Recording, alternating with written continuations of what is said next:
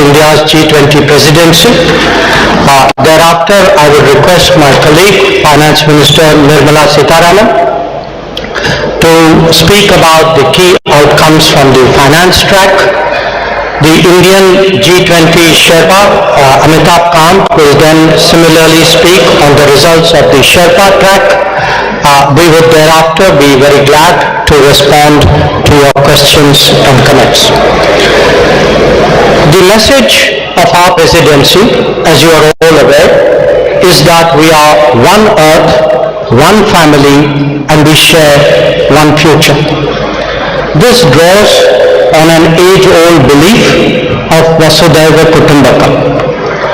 The entire proceedings of the New Delhi summit are in fact organized accordingly, with 3 sessions devoted to each aspect of this theme. Now, reflecting this approach, we have consciously sought to make this G20 as inclusive and broad-based as possible. It is witnessing the participation of its 20 member states, 9 invitee nations, and 14 international organizations. It is a matter of particular satisfaction for us that the African Union has this morning become a permanent member of the G20, that too during the Indian presidency. This is in keeping with the priority that we attach to addressing the urgent concerns of the Global South.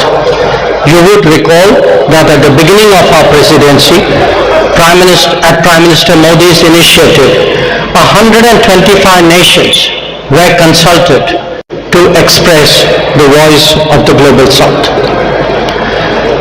In terms of its organization and program, the Indian presidency, if I may say so, has been exceptional. Events have been spread across 60 cities, which are truly across the length and breadth of India.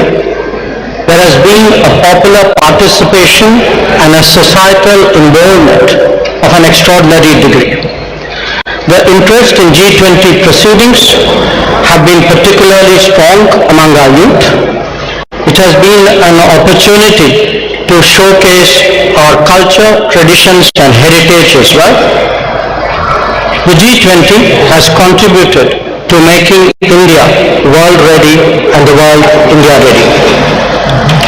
The declaration that the leaders have agreed on today focuses on promoting strong, sustainable, balanced and inclusive growth.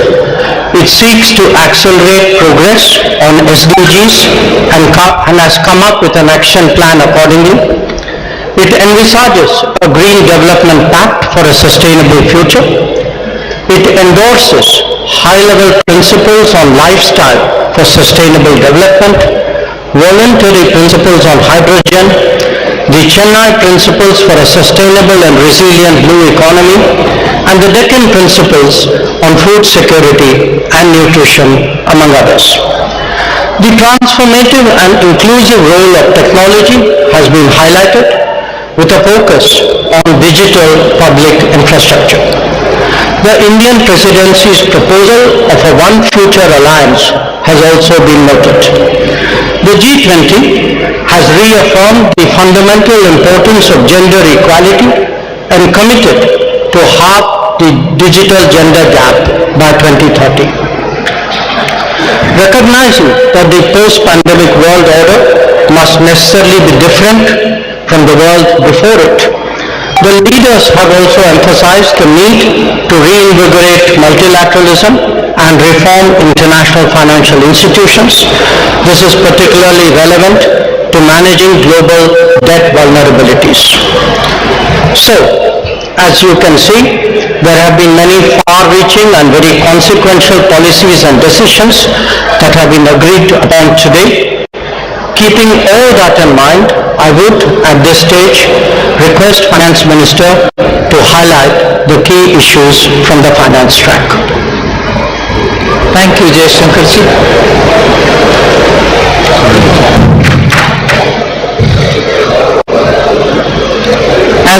As was said by the External Affairs Minister, Under the guidance of Honorable Prime Minister, India's G20 presidency has worked for the theme One Earth, One Family, One Future. So today we are in a position to adopt, through the finance track, people-centric, action-oriented and far-sighted approach, and as a result of which several outcomes of the finance track will certainly reflect these objectives with which we started the negotiations. It has been very clear in our mind that we should ensure that no one is left behind in our pursuit of global solutions. So we have endeavored to support countries, especially those from the global south, to be an integral part of the global decision-making process. The G20, as you all know, is a very diverse group. Each country is at different milestones of economic development, and their trajectory is also very different in achieving their developmental goals. So through well-curated debates and careful assimilation of all the perspectives, the Indian presidency has crafted solutions that resonate with each member, offering a shared path forward for all. Many action-oriented outcomes of this presidency contain comprehensive strategies that cater to the unique needs and aspirations of all developing nations. We assume the presidency at a challenging time of geopolitical tension. The Indian presidency has worked to ensure that these divergences don't overshadow the core developmental outcomes or concerns of the global community that demand collaborative solutions. So today, as I look back at the 10 months of Indian presidency, I am left with gratitude and satisfaction. I can confidently state that the Indian G20 presidency has walked the talk.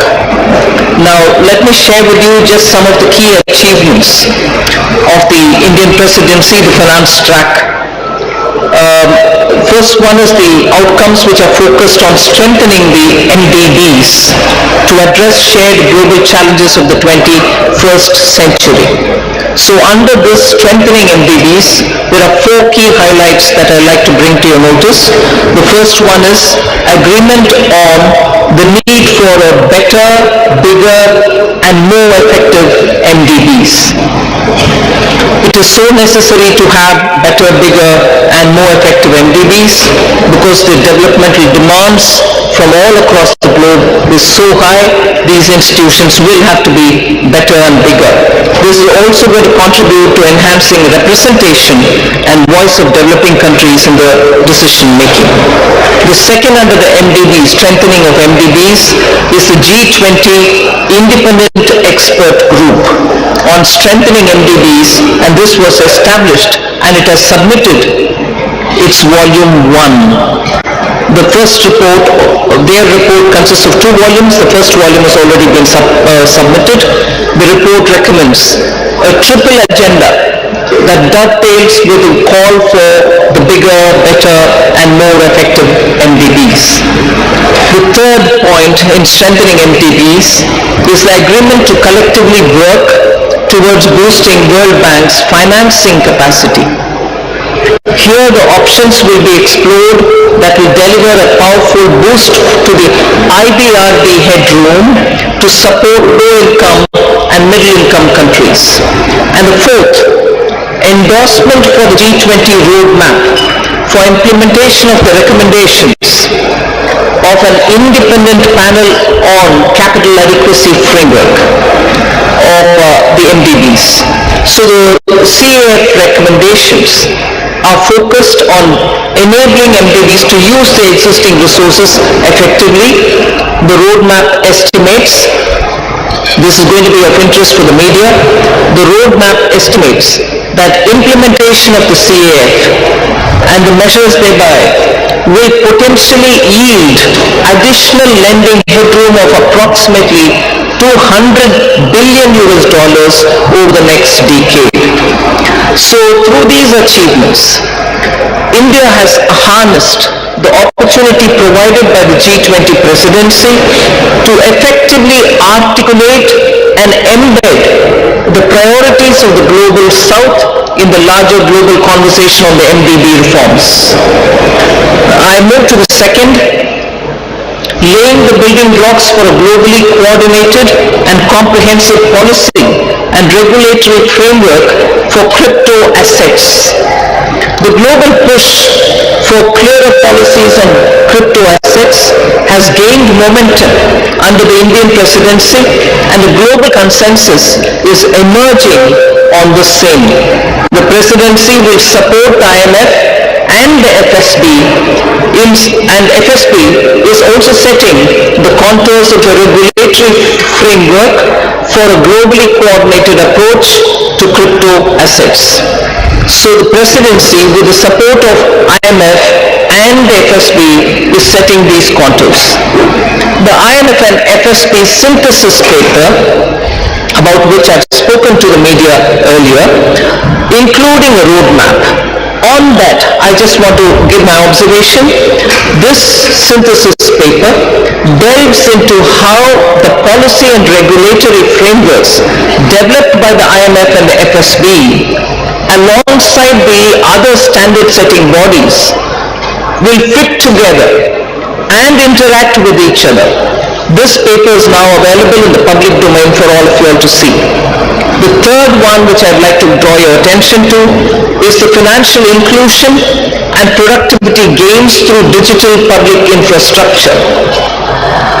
India, as you all are aware, through the India Stack, became the first country to develop all three foundational DPIs: the digital identity, the real-time fast payment, and a platform to safely share personal data without compromising privacy. So embedded this concept in the G20 financial inclusion agenda by formulating G20 policy recommendations for advancing financial inclusion and productivity gains through digital public infrastructure. This set of recommendations cover 5 aspects: use of DPIs and accelerating financial inclusion, fostering well-designed DPIs, regulatory and supervisory aspects of DPI, institutional and governance arrangements by DPI, and ensuring customer protection. So DPI has also been integrated into the G20 Financial Inclusion Action Plan, the FIAP, which will run between 2024 and 2026. That's a strong legacy of the Indian presidency. We also assume the co-chair of the Global Partnership for Financial Inclusion. The implementation of the Financial Inclusion Action Plan, as well as the policy recommendations on DPI, will remain as areas that will continue to be heard across the G20 forum. So the fourth one, which I'd like to highlight, is the debt resolution under the common framework and also beyond the common framework. Since its establishment in 2021, only Chad as a country has had its debt restructured. The others have been waiting. So since India took over the G20 presidency, good progress has been made in the ongoing country cases under the common framework of debt treatment, and the 3 countries in that are Zambia, Ghana, and Ethiopia. We've also succeeded in using the G20 platform to also put in place a coordinated mechanism to address the debt situation of Sri Lanka, which is outside of the common framework. So G20 will continue discussing the policy-related issues linked to the implementation of the common framework and make periodically such appropriate recommendations. The launch of the Global Sovereign Debt Roundtable, which is co-chaired by IMF, the World Bank, and also the G20 presidency to enhance the conversation among the various stakeholders and address current shortcomings in the debt restructuring process. That has now become an institution which is actually acting as a catalytic agent in getting resolutions done faster. The fifth point under the finance track which I'd like to bring to your notice is the financing of cities of tomorrow. Key concerns of the low-income countries and emerging markets is always been to mobilize resources for financing sustainable, resilient and also inclusive cities of tomorrow. The G20 principles which are issued for financing cities of tomorrow to promote effective and efficient use of financial resources to support urban development that is socially inclusive, environmentally responsible and economically sustainable are now all under the framework of the principles which have been used. The NDBs and the development financial institutions can use these principles in their financing plans for urban infrastructure. The sixth, which I'd like to quickly draw your attention, is the two-pillar solution on global taxation, the international taxation. We made substantial progress in the two-pillar solution, and the work has also happened on the exchange of information on immovable property transactions between countries. There is a launch of the pilot program of the South Asia Academy in India for tax and financial crime investigation in collaboration with the OECD. The seventh, on which I'll elaborate, is mechanism to support the timely and adequate mobilization of resources for climate finance. Till date, the conversation was focused on calling on developed countries to say where is that $100 or $100 billion US dollars, which didn't come.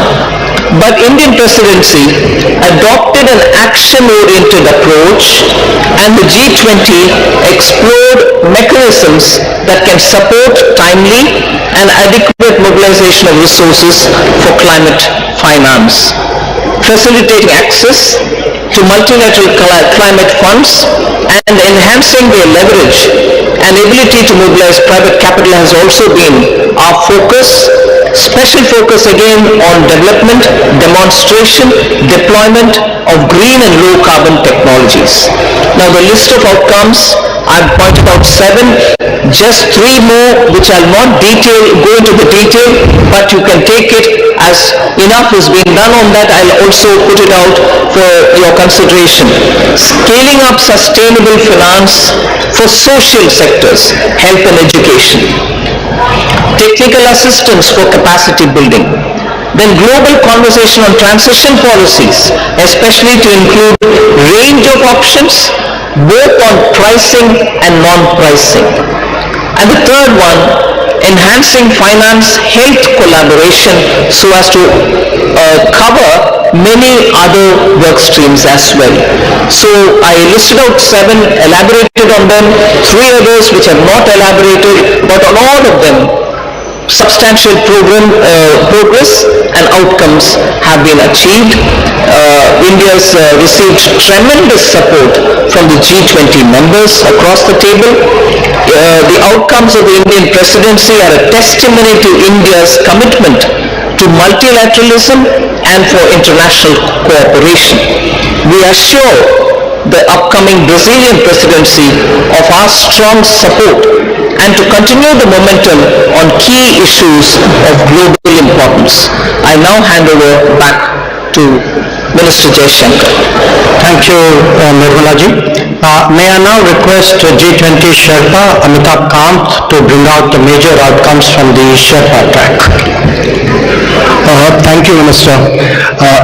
So first of all, when we started India's presidency, the Prime Minister had said that India's presidency must be inclusive, it must be decisive, it must be ambitious, and it must be action-oriented. The New Delhi Leaders' Declaration has 83 paras in all. All 83 paras have 100% consensus challenges across all countries. There are 8 paras on the geopolitical issue, which is entitled Planet, People, Peace and Prosperity. All those 8 paras have 100% acceptance. All countries have unanimously supported the New Delhi Leaders Declaration. This is one declaration without a single footnote and without any chair's summary. This is a complete statement with 100% unanimity. This demonstrates both the Prime Minister's and India's great ability to bring all developing countries, all emerging markets, all developed countries, China, Russia, everybody together on the same table and bring consensus. Secondly, this has been the most ambitious presidency in G20's history ever, because the number of outcomes it has, both the outcomes and the annexed documents are about 112, which is more than 2.5 times which has ever been achieved before.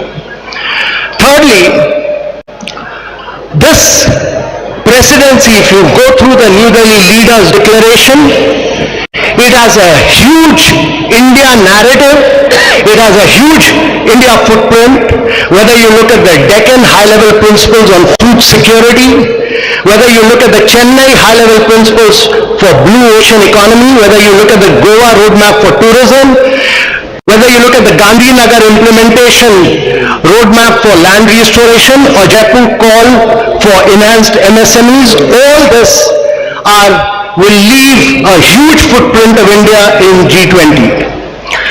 So one of the key achievements to my mind, one is that we've achieved a very major green development pact in today's world of climate action and climate finance. Every single country has come together to focus on green development pact, which has financing, which has focused on global greenhouse gas emission by 43% by 2030, which has a doubling provision of adaptive finance by 2025, which has a global biofuel alliance, which has a completely new principles of life for sustainable development, which has ending plastic pollution, which has reducing disaster risk, and a whole lot of other components put together as the Green Development Pact of the leaders of G20 countries for a greener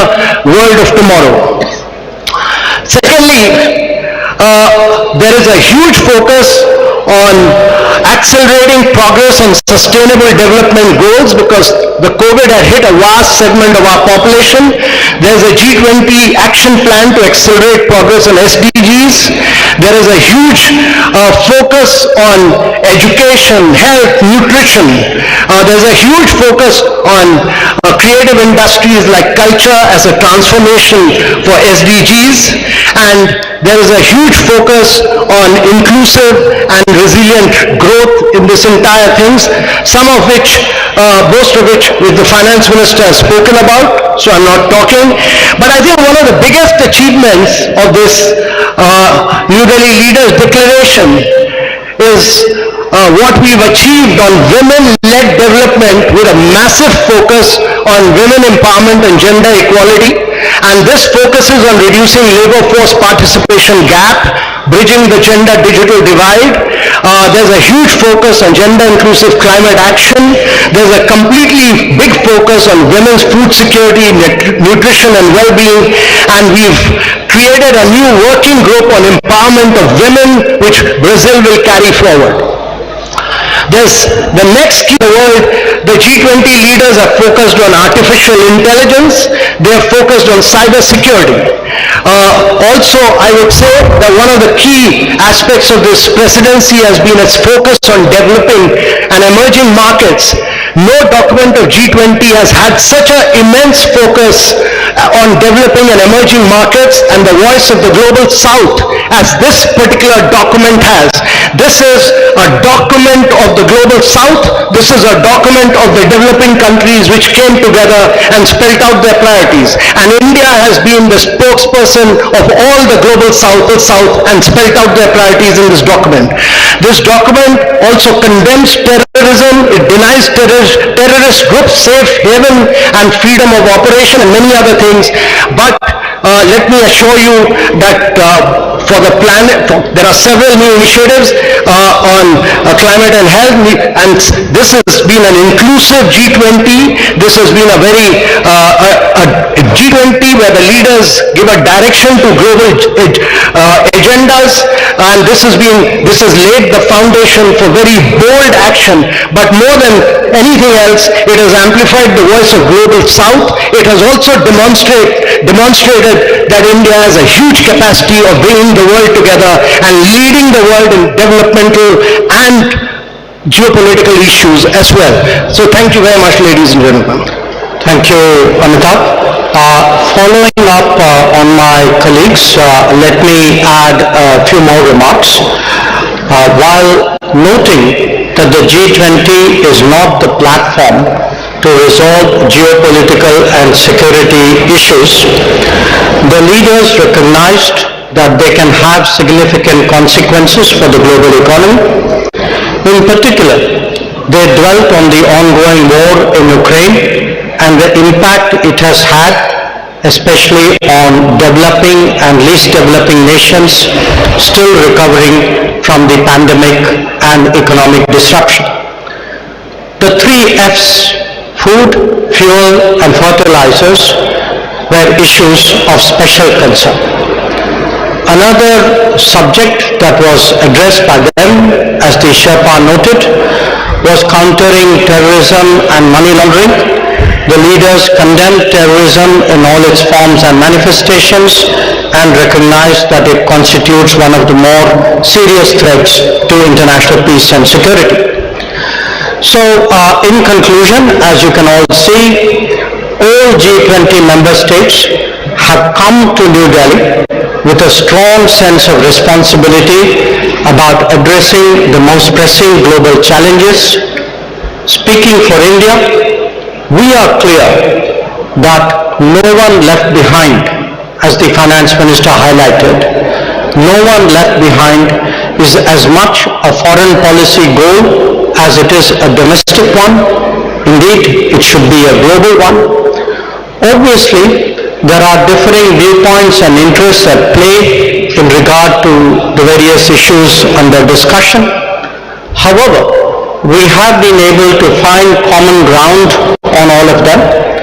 As a result, we can justifiably state that under Prime Minister Narendra Modi's guidance, the New Delhi summit has given clear directions for the growth and development of the global economy in the years ahead.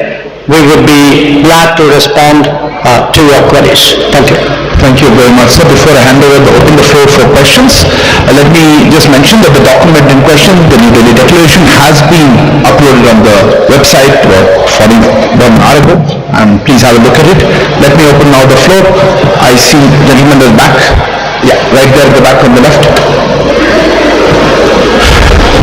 Yeah. Parikshit, right? Yeah, please. No, not there. Behind you.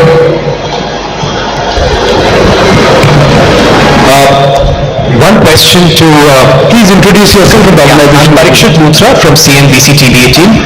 My question to Minister Jaishankar and G20 Sherpa Amitabh Kant and also Finance Minister Nirmala Sitharaman. How difficult was it to have consensus on the wording of the Ukraine-Russia war? This has been a difficult point in every conversation in the G20. There are several drafts circulated. We heard of a new draft this morning as well. Were there any countries which actually helped India in bringing consensus on the table? I see the lady here, please ma'am. Yeah.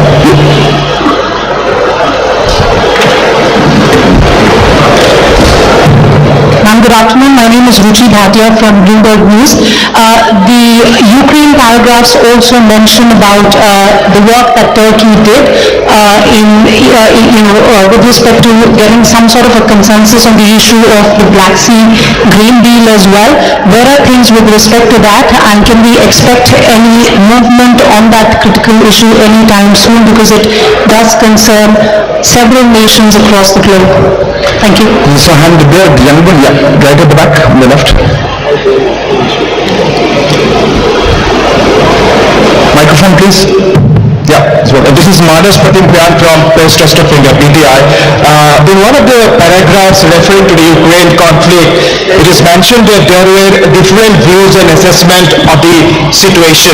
So, how do you explain this line about having differences on the Ukraine crisis? The question to Foreign Minister or the G20 Sharma. Gentlemen, here. Hi, this is Ashish Singh from the GS Drama. Going forward, how will we see action for climate-related adaptation financing for the Global South, as especially with India being part of the Troika? Thanks. We'll take one last question there. Yeah, there. Yeah, the lady there. I'm sorry. Behind you, right at the back.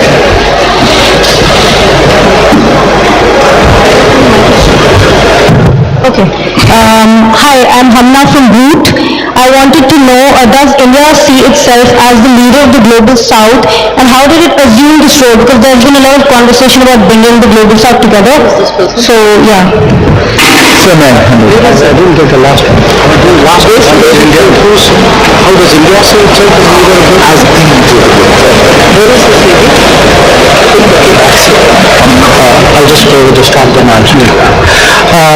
Let me respond to some of the questions, and then I'd like request the Sherpa to come in on that after me.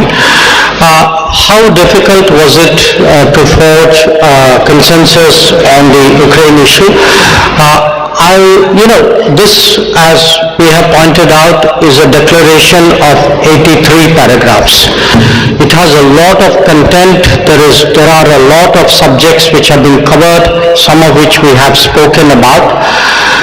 But obviously, because of the ongoing conflict, the strong views about it, considerable time was spent, especially in the last few days, in regard to geopolitical issues, which really centered around the war in Ukraine. The question who helped, eventually everybody helped, because everybody came together for the consensus. But I think if Sherpa would bear me out, I think the emerging markets took a particular lead on this, and many of us have a strong history of working together. Bear in mind that actually you have 4 developing countries in succession as G20 presidency: Indonesia, us, Brazil, and South Africa. So, but I would say, rather than who helped, the point to be recognized is that a common landing point was ultimately fashioned out. On the Black Sea grain corridor, there are many discussions going on. As you know, the Foreign Minister of Russia is here, the President of Turkey and his delegation are here, UN Secretary General is here, other people are here. So it's natural that there would be discussions going on this. In the past, I should add, when the Green Corridor was created at Bali last year, we had also in our own way contributed to some bridging of viewpoints and concerns, both between at that time between Turkey and Russia, and also worked with the UN Secretary General. On the sentence, or that phrase about having different viewpoints and assessments, I think we are being transparent. It is a fact. This is today a very polarizing issue. There are multiple views on this. There are a spectrum of views on this. So I think in all fairness, it was only right to record what was the reality in the meeting rooms, and I think that is the sense that is sought to be captured. And I will leave the climate action issue to Sherpa, and I don't know if Finance Minister would like to speak on it. But on the global south, look, it is not, what India has tried to do, beginning with our presidency, was to seek to ensure that the concerns of the global south constitute the core agenda of the G20 deliberations. Because after 3 years of pandemic, after economic disruptions of various kinds, after the impact of the Ukraine conflict, after climate events, the fact is that the countries of the global south are in deep economic distress, and that distress has not, in our view, been fully recognized till now. And we therefore very consciously started off with the Voice of the Global South Summit. But again, I emphasize, the voice was of the summit. It was a voice of 125 countries who participated in that summit. But we, as the G20 presidency, we saw it as our responsibility of distilling the views which were expressed in that summit and putting it before the rest of the G20. And we can take a lot of satisfaction that many of the issues that the Finance Minister highlighted, which the Sherpa highlighted, these are truly global south issues, and we hope that certainly the Delhi summit and the deliberations which will take place today and tomorrow would give strong guidance to take them forward. Sherpa, Amitabhji, if you want to add to it. On the Russia-Ukraine crisis, India worked very closely with Brazil, South Africa and Indonesia. And I want to say that it was the emerging markets which played a very key role. India worked with all the emerging markets which played a very key role. There was very tough, very ruthless negotiations which went on for several days non-stop, and I really feel that in the end the issue was clinched because of the leadership of the Prime Minister, because eventually we had to say that the leader wants it and this has to be delivered. And secondly, I really want to thank Mr. Jaishankar. I constantly took his advice and he guided me, and he gave me two really outstanding officers. One was Nag Naidu, who is a very outstanding officer and very enthusiastic, motivated young officer who worked with me. Inam Gambhir, they did a really outstanding job as far as the geopolitical issues concerned. I had two other Foreign Service officers who've done brilliant work, Abhay Thakur and Ashish Sinha, on different aspects. But on geopolitics, they've done a really spectacular work. So it was really great teamwork. It was just brilliant teamwork by India, which has enabled us to achieve consensus on an issue on which the world has evaded any consensus.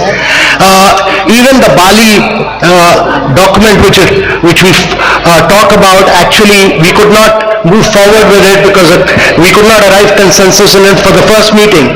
And on climate, let me tell you that this is one of the most ambitious document on climate, because it talks about almost 5.9. It moves first the language from billions to trillions, and secondly it talks about 5.9 trillion requirement for the presidency and for the G20 countries, and it lays a huge focus on life principles. It lays a huge focus on reforms of the multilateral institutions, because they were designed for the World War II and not for climate action. So all of these, it talks about new financing instruments, many other things, but in totality, if you look at it, is probably the most vibrant, the most dynamic and the most ambitious document on climate action that has come out anywhere. Finance Minister. Just to add one line on the climate finance matter, the question was raised whether mitigation is being dealt with or not.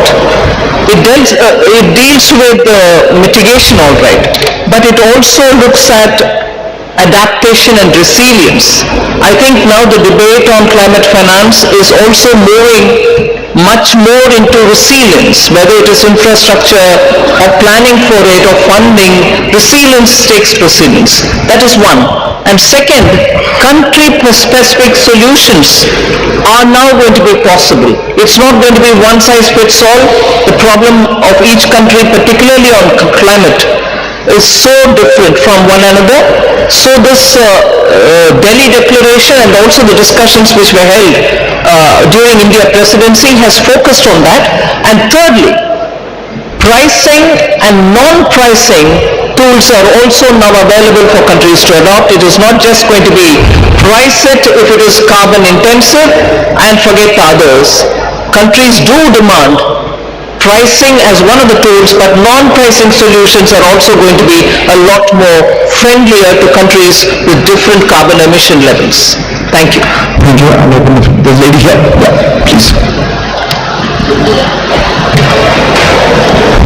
It's okay. No, ma'am, the microphone's already there. Yeah, go ahead, ma'am. You have the microphone.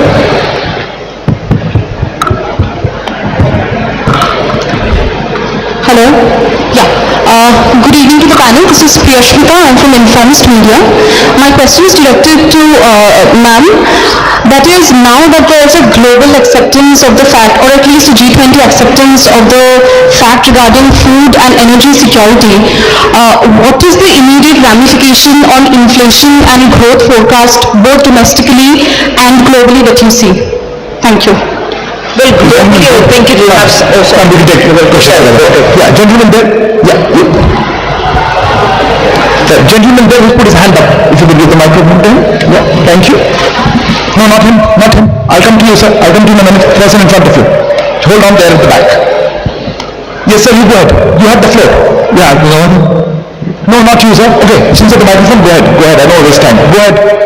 Hi, Stephen Doyle with Nikkei Asia. My question is for Foreign Minister Jaishankar. Is today's achievement a step towards achieving what India has described as a world of greater multi-alignment as opposed to the more old-fashioned sense of an international rules-based order? Thank you. Yes, sir, you have the microphone. Go ahead. Is the microphone on? Yeah, thank you very much. I just wanted Minister Please introduce yourself. Dr. Wael Ayat from SANA correspondent in India.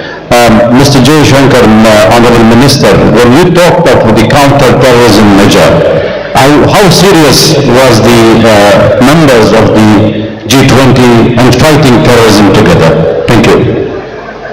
Yes, ma'am, you had a hand up there. Yes, you're right here, second row.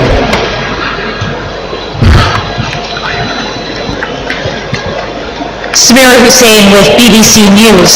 I want to go back to Russia, and if you look at the language that was used in Bali, and you look at the language that was used now, gone is any reference to Russia and its aggression. Were those concessions made in order to get Russia to sign on, and do you think the weight of this has been watered down? And does that take away from its importance, especially when you're talking about fuel and food security? Yes, right in front. No, ahead of him, please. I saw his hand. Yes, you. Please, go ahead.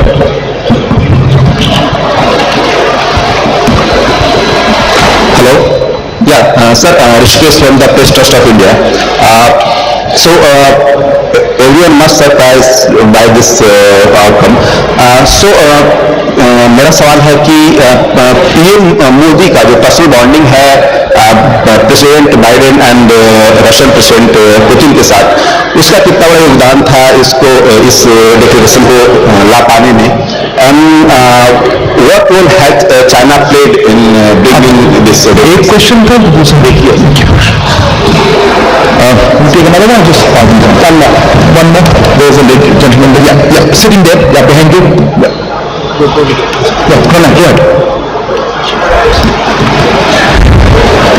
Sir, Pranay Upadhyay हूँ Zee news से। मेरा सवाल इस चीज को लेकर है कि अफ्रीकन यूनियन का जो G20 में इंक्लूजन हुआ है, ये अपने आप में काफी रिकॉर्ड टाइम में हुआ है। जून में प्रधानमंत्री ने सभी नेताओं को चिट्ठी लिखी थी और सितंबर में अब हम स्थिति में है कि अफ्रीकन यूनियन इसमें शामिल है। क्या कुछ इसके पीछे हुआ? इंडिया ने इसमें कितना इन्वेस्ट किया इसकी लॉबिंग के लिए या इस प्रयास के लिए? थोड़ा अगर आप इस बारे में साझा कर सकें। Maybe Finance Minister would like to... On the inflation question, globally, of course, it's going to have an impact the moment it is executed. The understanding is executed and the grain movement start from Russia and from Ukraine.